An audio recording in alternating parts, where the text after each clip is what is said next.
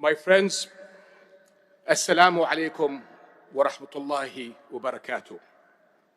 This is how Muslims and Arabs greet others, with a wish for the other to be blessed with peace and the mercy of God.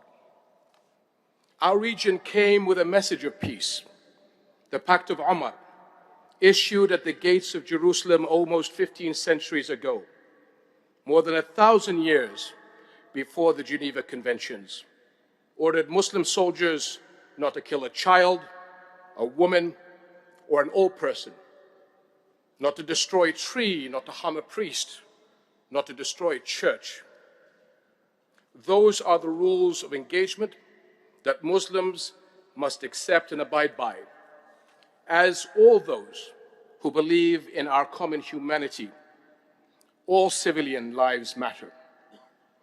My friends, I am outraged and grieved by those acts of violence waged against innocent civilians in Gaza, in the West Bank, and Israel.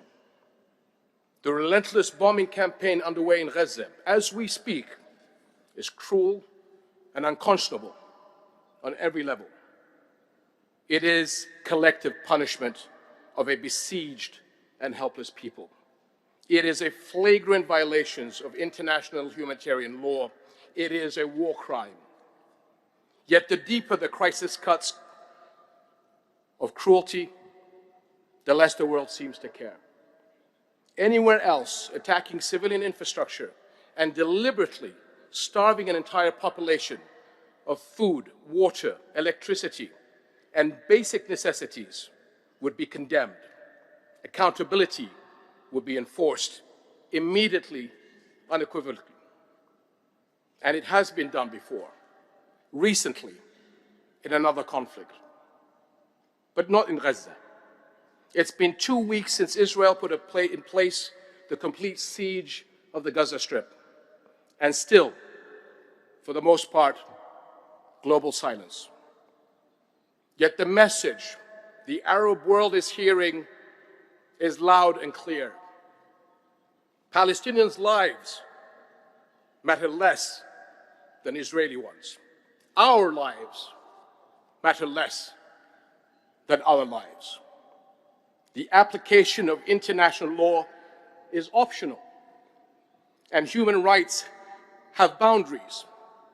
They stop at borders, they stop at races, and they stop at religions. That is a very, very dangerous message, as the consequences of continued international apathy and inaction will be catastrophic on us all. My friends, we cannot let raw emotions dictate the moment. Our priorities today are clear and urgent. First, an immediate end to the war in Gaza, the protection of civilians, and the adoption of a unified position that indiscriminately condemns the targeting of all civilians in line with our shared values and international law, which loses all value if it is implemented selectively. Second, the sustained and uninterrupted delivery of humanitarian aid, fuel, food, and medicines to the Gaza Strip. Third, the unequivocal rejection of the forced displacement or internal displacement of the Palestinians. This is a war crime according to international law and a red line for all of us. This conflict, my friends, did not start 2 weeks ago, and it will not stop if we continue down this blood-soaked path. We know all too well that it will only lead to more of the same, a zero-sum game of death and destruction, of hatred and hopelessness played on repeat.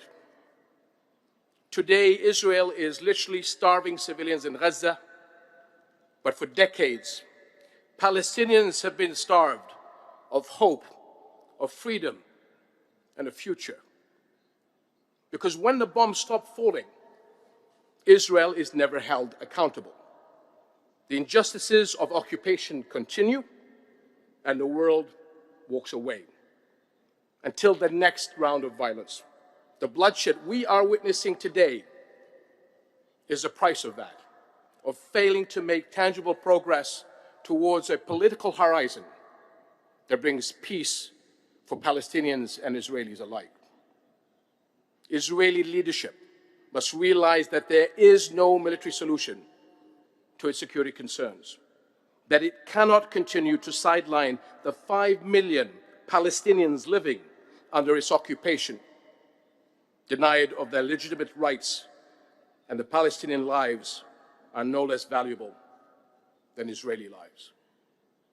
The Israeli leadership must realize, once and for all, that a state can never thrive if it is built on the foundations of injustice. Over the past 15 years, we have seen how the dreams of a two-state solution and the hopes of an entire generation have turned into despair. This has been the policy of hardline Israeli leadership to focus solely on security over peace and create new illegal realities on the ground that render an autonomous Palestinian state unviable. In the process, it has empowered extremists on both sides. But we must not, we cannot write off this conflict as too far gone for the sake of both the Palestinians and the Israelis. Our collective, unified message to the Israeli people should be: we want a future of peace and security for you and for the Palestinians, where your children and Palestinian children should no longer live in fear. It is our duty as the international community to do whatever it takes to restart a meaningful political process that can take us to a just and sustainable peace on the basis of the two-state solution.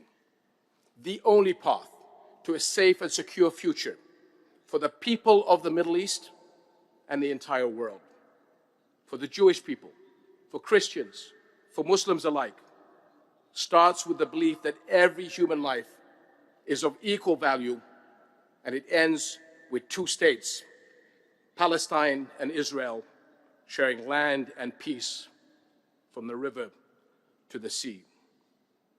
The time to act is now. Thank you.